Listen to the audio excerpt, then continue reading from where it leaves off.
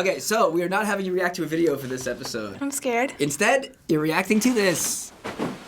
Oh my god. You've got to be kidding me. It's Adele. Not the singer, but Adele. I see these in like old libraries. Are these the ones that take floppy disks inside of them? The fact that the monitor is bigger than the actual computer itself, it says a lot. I have no clue what year this is from, but I feel like this is before I was born. We had one of these for a really short time, because then we finally upgraded. Okay, like the first computer ever made? The first video ever made would be the size of this room. Okay. For me, though, this is like the first computer ever made. So go ahead and turn on the computer. Okay, it's been a while. We're gonna go with the big button right here. Or not. Again? Oh, I have to hold it down. No, wait, what the heck? That's the monitor. Nope.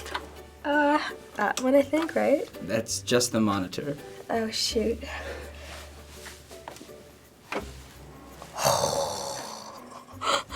My dad is gonna be so proud of me right now. Right here is the power. Okay. I know enough.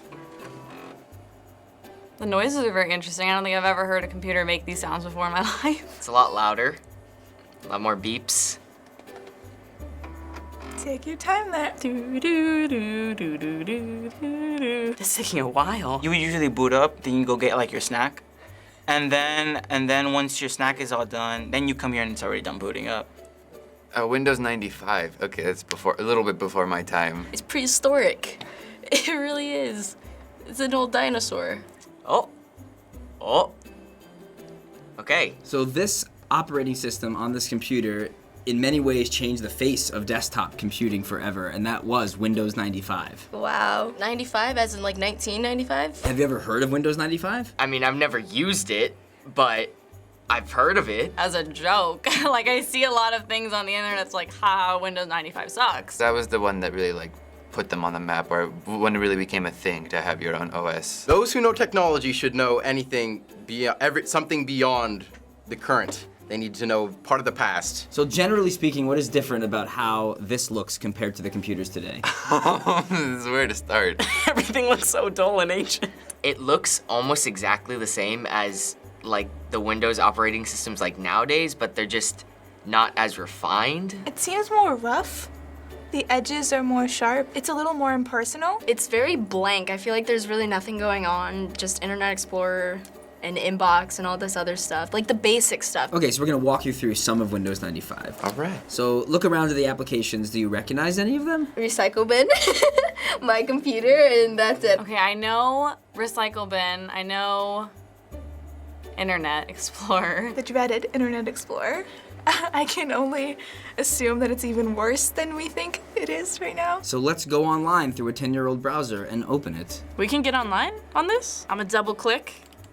It says Internet Explorer cannot open the internet site. Oh gosh, I think I already broke it. Oh, do I have to set up wait, is this dial-up? Well, the internet won't work because there's no Wi-Fi in Windows 95. What? Why is there Internet Explorer? That doesn't make any sense. How do you get on the internet if there's no Wi-Fi? Okay, so how do I get online? Dial-up, plug that in. Well, you needed to connect a phone line to your modem to get on the internet. Wait, what is a modem? A modem is a device that sends data to or from your computer that gets you online. And back then, modems had to use phone lines to make that possible. So you would have to use your phone to go on internet? Oh, and isn't that like really loud, like thing? It's scary to think that Wi-Fi is like so vital to us now. If you go somewhere and don't have Wi-Fi, like that's the worst thing that could ever happen to you. Well, another way to access the internet was through a service like AOL, which we have. So go ahead and open that up. I get a free trial. I see a key, bless up, the world, and then an Illuminati symbol. So step one, it's loading. This is too long. Now you're going up to get your second snack by this point. The first tie did not initialize correctly. Are you kidding me? Now we're initializing again. We're back to step one. God, this is such a pain in the ass. I would just give up. Oh, here we go. Oh, couldn't do it. Couldn't initialize my modem. Another innovation that came with Windows 95 was the Start button. Yeah, that's crazy. You would never think such a simple like little thing is still in 2016. Before Windows 95, many computers had nothing like this to navigate. So there was just a lot of lost people. So no one could even use computers. How would you navigate stuff then? Didn't they used to have like a search button or something like that. Then you type in some code. The way it actually worked was it ran on something called DOS. DOS. DOS. Oh, I've heard that. And DOS was where you had to actually type in computer code how to run any program or open any file. Oh. That's such a bitch. Yeah, this is easy, but that seems so cool. People that they had to learn computer code before they could get computers. That seems like way too much work, though. If you had your iPad and you had to type in a little code every time you wanted to switch apps or whatever, I think a lot less people would be interested in owning them. I can't really imagine having to memorize, like, find XYZ file 102 or something like that. Like, that's just, I would just not use a computer. Windows 95 was very popular when it first came out. It sold 7 million copies in the first 5 weeks of its release. Wow. Really?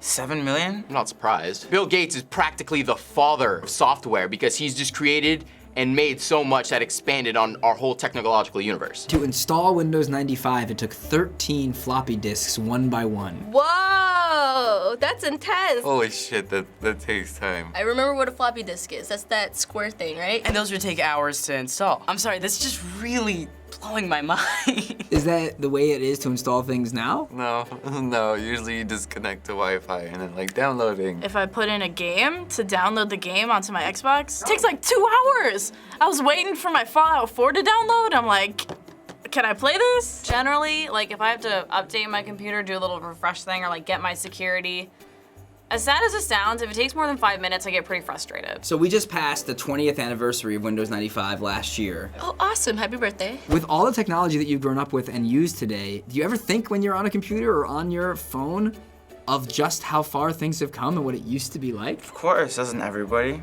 Doesn't everybody take a moment and just think like, damn, this is so easy? It's just crazy to think like my cell phone is like more powerful than this. A lot of older people will watch this video and say, oh, look at this. These people who don't know what Windows 95 is, and they're just too into technology nowadays, and they're too spoiled. Well, I'm sorry, okay? It's not my fault. I was born after this. You probably had this reaction about older computers when this came out. So finally, go ahead and shut down the computer. Wait, there's a right way to do this though. I found it. Goodbye. Shut down. Is it gonna do the sounds? It's now safe to turn off your computer, so I have to physically turn it off? It is now safe to turn off your computer. Nope. It's now safe to turn off. That actually scares me a little. Why does it have to tell me it's safe to turn it off? Like it wasn't safe before? Something would happen if I tried to do it without that step? It would blow up? Winning! Thanks for watching this episode of Teens React. Subscribe. It's worth it. I promise. Hey, thank you guys so much for having me, and now it's safe to turn off this video.